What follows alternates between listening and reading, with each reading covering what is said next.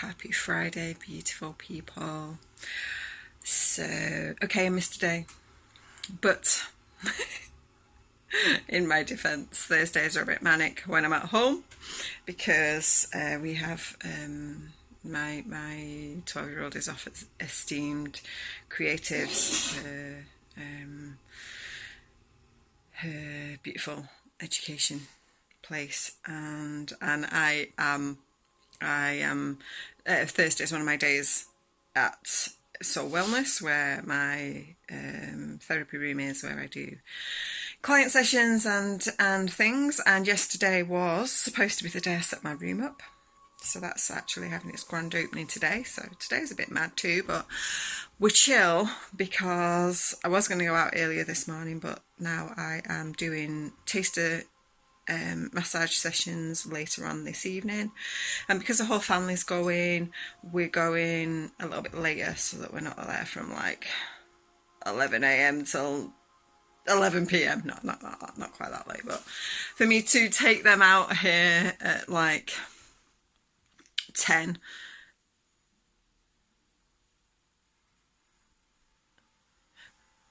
For me to take them out, sorry, my laptop's being weird. My laptop's being really weird. I'll tell you about that in a minute. For me to set them out from here at like 10 a.m. and then not get back till like 9, half 9 is a bit much for them. So we have friends meeting us this afternoon already, and I thought, oh well, since I've now been asked to do taster sessions later on in the evening, or later, like 6 till 8, then it makes sense to go out that little bit later and spend the evening there. And a lot of people from Esteemed, where the two older ones go, it's Democratic Education Creatives. I'm trying to think what the actual name is. So it's like an alternative education facility, rather than, like, it's not being called a democratic school. It's using unschooling principles, which, if you know anything about unschooling philosophy, it's a very child-led philosophy. It's very much freedom to choose, but obviously with the democratic basis. It's also about everyone being in agreement with choices that are made, so, which is quite challenging from an unschooling point of view. It's something we've discussed as a family, of like, we don't choose to do anything unless there's like 100% agreement to do it. And that's like, it can be interesting to get agreement with everything. So yeah, the people from there are going to be there as well today, and that's like this afternoon. Then we'd arranged to meet friends there that we normally meet Friday here locally, there as well, because I'm not normally there on a Friday. So Friday's normally one of our home ed group days. We do roller skating some Fridays. We meet friends here in the park when it's nicer, do a cafe and stuff when it's not so nice, like now. And Seoul is like a place where we think maybe we can hang out for a couple of hours through the winter. So it'll be good to like get all the young ones there together. The two of the boys from Esteemed are going to be there today, and maybe we can say, hey, come over Friday and let's like hang out. And it's just up the road from a couple of others, and it's just going to be a nice chill hangout afternoon. So today's a little bit mad as well, but not as much. So, but it's what a crazy couple of days. First of all, the laptop. We'll talk about the laptop because that would definitely featured in this morning's like writing if I'd written in a journal this morning. My laptop has been dodgy for a couple of months. Like maybe 3 times ago that I was at my dad's. There's like 1, 2, 3, 4, 5, 6, 7, 8, 9 or 10 keys are just not working on it. So a couple of letters, a couple of function keys like Control and Shift, and a couple of function keys and the backspace. So like most of them are on like the left hand side of the keyboard, and then there's just the backspace on the right hand side of the keyboard. I think just not working. And I was typing up yesterday while I was in Seoul. I was typing up the financial plan for my fundraiser, calculating like where the fundraising monies will go, and outlining that just to give people who are donating a little bit more scope as to like why there's a $3,500 target, and why that might actually increase, because there's like bigger things that I'd like to bring in, and if the fundraising goes well, then it might be worth doing that. And then as I've wrote on the post, like income from client sessions is really supposed to be my income for the family. It's supposed to be the means of supporting the family and gaining financial freedom in that regard. And so, you know, for me to, while some of the income you get from people does get reinvested back into products and items and things that you use, like I use aromatherapy oils and carrier oils, and like maintenance of website and stuff like that. Obviously some of that goes into that, but it also goes into buying food, feeding the family, putting the roof over our heads, and buying a new kettle, and like maintenance like that. So the fundraising is allowing me to get together the funds to replenish my stocks and things like that. So I was typing that up on the laptop, and obviously I like type irrespective of the fact the T and the Y don't work, and then I go back and edit and add the T's and the Y's from the on-screen keyboard. And while I was typing, suddenly the T appears on my screen when I hit the T key. I was like, what? And through the course of, I was typing for about half an hour, 40 minutes. It takes a bit longer because, like, I've got to go back and edit everything. So, and in a space of about 10-15 minutes, all the keys that weren't working on my laptop started working. All of them. I tested them all in the end. And it was almost like there had been like dust or something, because one of the keys I pulled off to look and see if there was dust or something underneath. And there don't appear to be. It's like a fairly new laptop. It was gifted to me, and I can't like,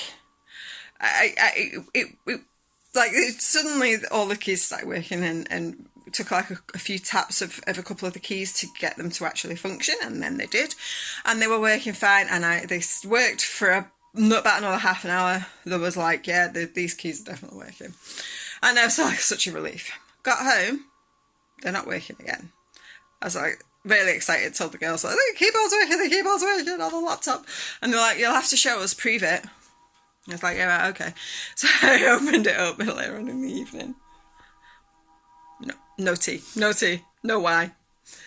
I've just tried to turn the brightness up now, turn the volume up, and it's like, yeah, no, those keys are not working again. What the hell?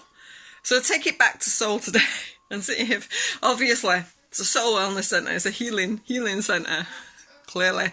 It's healing the tech as well. So yeah, in Mercury retrograde, when all your tech's playing up, bring it down to Seoul. And the energy of the centre off. Don't quote me on that. Don't blame me if you bring it down and it don't work. But it was really, really interesting. And I was like, I did tell James, who's one of the new co-founders, I was like, my laptop's working when it wasn't before. Like, I think I'll bring down my printer, it'll fix my printer too. So whatever's going on there's some definite good energy going on for my laptop to suddenly start working again. So I'll see. I'll let you know how that goes when I take it down later on today. Because honestly, the number of times you actually type with the T and a Y, it's like, wow, actually you use those keys quite a lot. So yeah, so that's my laptop story. But then there's just been like some really significant emotional breakthroughs. I did share a quick video. I missed the fact that I didn't write talk yesterday, because there was, like, I had a massive realization on Wednesday evening around emotions. So there is like a quick video on my YouTube channel about, like, the key to everything is emotions, which I know that's what I teach. That's what I teach, that's what I share, that's what I support people with. Like, the primary basis of what brought me to holistic therapies is EFT and emotional clearing. And I know that the emotional aspects of our being are significant and important and vital. And that's what I tell people, that's what I teach people, that's what I bring to people. That is like the foundation of any long-term processes you come and do with me. There's going to be EFT involved. Even when I do my Reiki teaching, there's going to be like EFT involved, because there was in my Reiki teaching, my master, my 3rd degree Reiki master teacher level, that we did a lot of emotional clearing, energy clearing, EFT in that, and it really helped with the integration process of, like, tapping into that energy and the new step that it takes to become either a Reiki healer, Reiki practitioner, or a energy healer of some sort, or to be teaching that and guiding and leading other people into that. So yeah, emotions, big massive deal to me. What I realised in the little short video I put up the other day is that, like, I know that, but sometimes you just need to hear it from somebody else. You know, it's like the little ones. My mum and dad tell them X, Y, Z for so long, and they don't believe it until someone else comes along and goes, "Oh no, yeah, that's right." Oh wow, mum and dad have always said that. You're like, yeah, because that's not, obviously I'm like, let's not force our truth on other people, but sometimes it does take that realization of another way of it being put or being heard, or just, I think for me it's like the hearing it from someone else reassures me to trust what my soul has been telling me, what my energy and my connection to source energy has been telling me for a long time. So yeah, this idea, this sort of our emotions being a big key. And for me, whilst I know that, and I'm very in tune with my emotions on an individual level, privately, I'm become very guarded of my emotions externally and around other people. And I think that's actually shown up in how I show up, and excitement and enthusiasm that I had back in 2019 when I stepped into holistic therapy, healer, intuitive healer energy, was a little bit squashed down by the events of 2020, just because I wanted to be supportive of people in that, like, who were going through the sudden trauma and fear and anxiety that 2020 brought on for a lot of people, and sort of lost track and lost track of my own needs and my own self. Not in a like neglectful way. Like, self-care is like still a massive deal to me. It's still huge. It's still a big part of my life. But then once I've done my self-care for me here at home, I want then carrying that energy back out then and around with me. And there's just so many little bits that have popped into place in the last month, fortnight, month, maybe. So yeah, it's been quite a realization. It's quite powerful.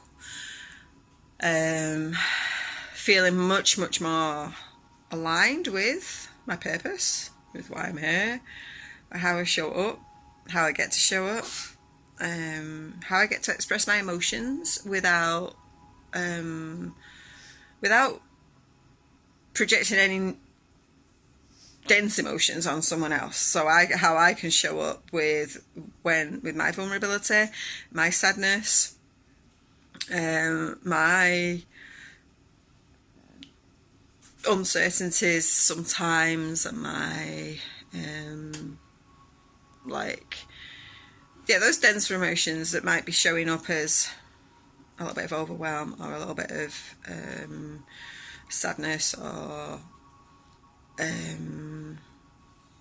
I guess sometimes there's some frustration and boredom showing up because, gosh, I've still got a house to sort out, and that's so fucking boring. It's so not what I want to be doing.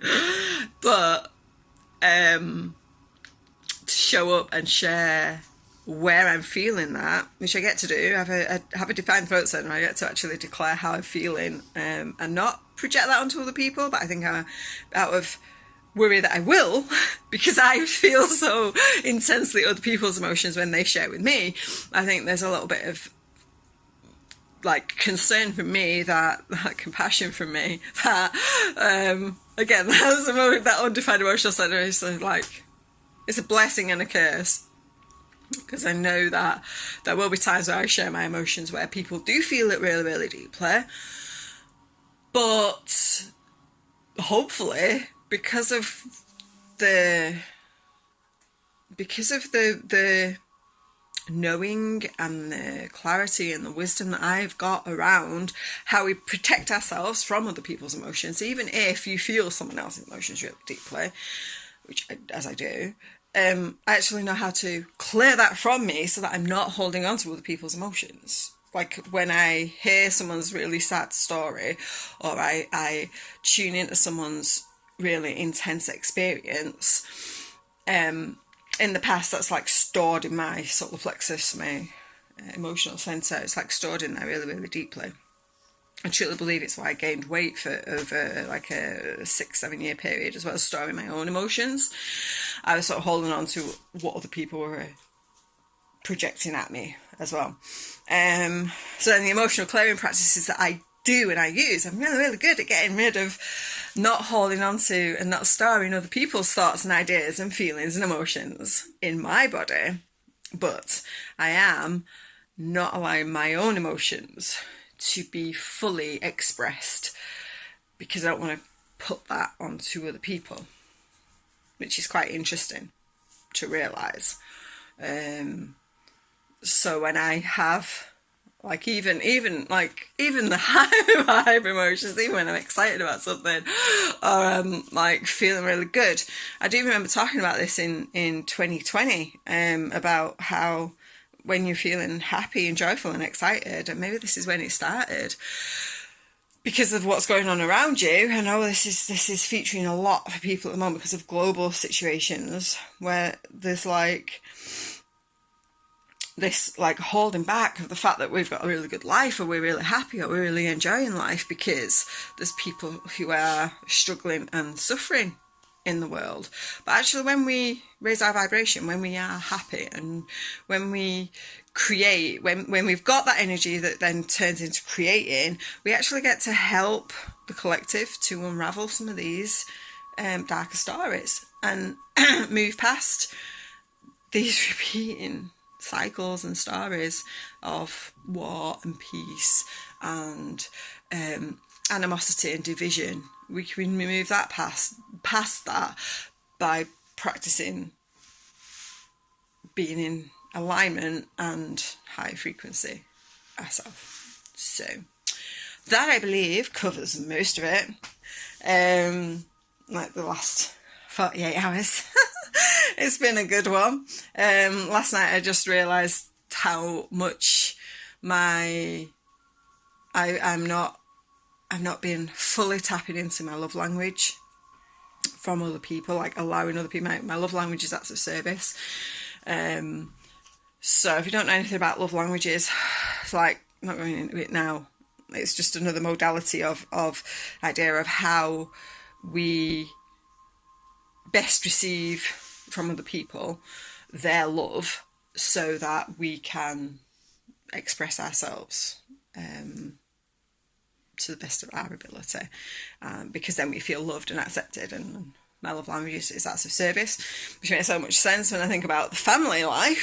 How, like, when I feel like I've been supported through acts of service from other people, I'm much better able to provide and nurture myself, because I've got more love to give, because I feel like I've been nurtured. And there's just ways that I've not been realising the acts of service that other people give to me through, like, their financial energy exchange when they book in sessions, donations to my fundraiser, when my dad gifts us money to help us to travel up to see him. He loves to do that, irrespective of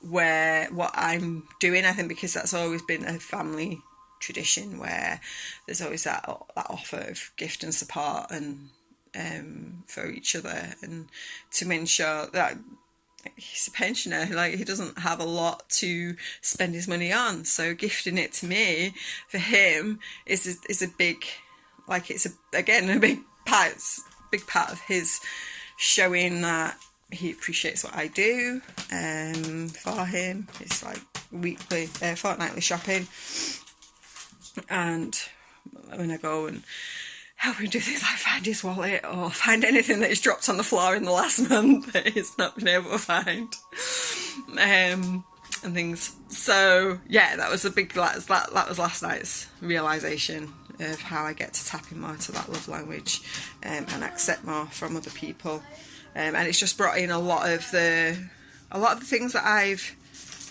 been going through and exploring, and things that I've been reading this last 2 or 3 months, things that I've been researching, finding out, exploring and stuff. All the little pieces are being into place, and it's just amazing and magical, and it's such a beautiful time, and really excited to have the Wellness Hub up and running. I've got a couple of spaces to do some Reiki teaching. That'll be face-to-face for now, one-to-one face-to-face Reiki teaching places in the next probably 6 to 8 weeks. Sort of like, I'm expecting from February on to do some group sessions, and then hopefully bring in distance teaching as well, because the energy source knows no bounds. It's not confined by time and space. It's not confined by having to touch someone or be physically with them. I do have one client who I will say to her, like, if she wants to book a distance healing session and she's not able to be present at the exact moment that I'm doing the distance healing session, all she has to do is put herself intentionally in that space where I was at.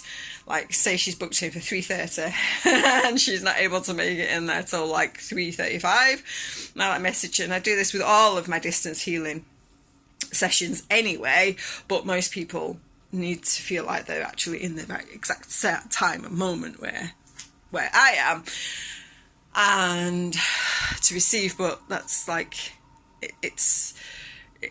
I've gone back to when someone's been struggling with something.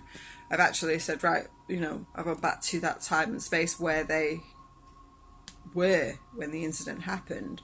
I did it with this client when she'd fractured her shoulder. I actually went to where she was when she fractured her shoulder and did some healing there, as well as the healing from the moment where she was at the time when she messaged me saying would I do it, which was while she was actually in the hospital waiting for x-rays and stuff. So yeah, there's no like time, space, distance, none of that matters to the source energy. It's there and present all the time, and you just take yourself to where someone is and be there with them, and that's like, so that's how distance attunements work, basically. It's time to release the dogma around helping someone get activated, because like, it's not me that activates anybody, it's themselves that activate. But because we live in this dense reality of the stories in the past, sort of like ancestrally and genetically. We need sometimes just that unlocking of someone else to say, right, so like, oh, become open, know that the source energy is there, it's running through you. What does that feel like? Okay, grow that, expand that, be that. What does that feel like? Grow that, expand that, be that. What does that feel like? There you go. That's what the activation's like. And then there is, like, I do believe in traditional, like the passing on of the traditions as well. I think that there's a lot to be said for that. Just to be respectful of our ancestors for all of what they did to bring us to this point. And so that's why I do think the like the lineage aspect of traditional Reiki is something that deserves respect and honour, because that's where energy healing began to have a modern realisation. It's the same thing that Jesus did, if you believe anything about that at all, which I kind of do. But that's a whole other story. So there we go. Several tangents this morning, a bit long because, like, yeah, it's just a day. And I've added a video to my Drowning Thoughts playlist, which was sort of like what was going on for me yesterday. It was a video on integration, which I think I might have actually recorded one morning, because when I listen to the video it's quite dark. I think I might have even recorded it right here in my little space. And now my cats are like mithering me to be fed, because I didn't get their meat out of the freezer last night, and so they're mithering me to be fed. So I need to get the meat thawing out on the heated area, because it thaws out really quickly there. Yeah, there we go. Drowning Thoughts vlog for Friday, the 24th of November, the day that Soul Wellness opens officially all its doors, has a big party and celebration, opening ceremony, and it's all very exciting. And if you're in West Yorkshire ever, come and visit us. We're in Sowerby Bridge. You can find the actual address on my website of where Soul Wellness is, and come and have a nice speciality drink. They do some amazing like alternative lattes. Like I had lavender and apple yesterday, and they do that's one I know. There's rose and beetroot, I think it is, and then some like cardamom and cinnamon and all sorts of beautiful things. They do cacao as well, and then they do alcohol-free cocktails. There's an alcohol-free bar. So they do some alcohol-free like wines and beers too, but also lots of specialty lattes, lots of different things like that too. So I'm gonna go, and I will see you all in another video very soon. Have a magical day. Bye bye.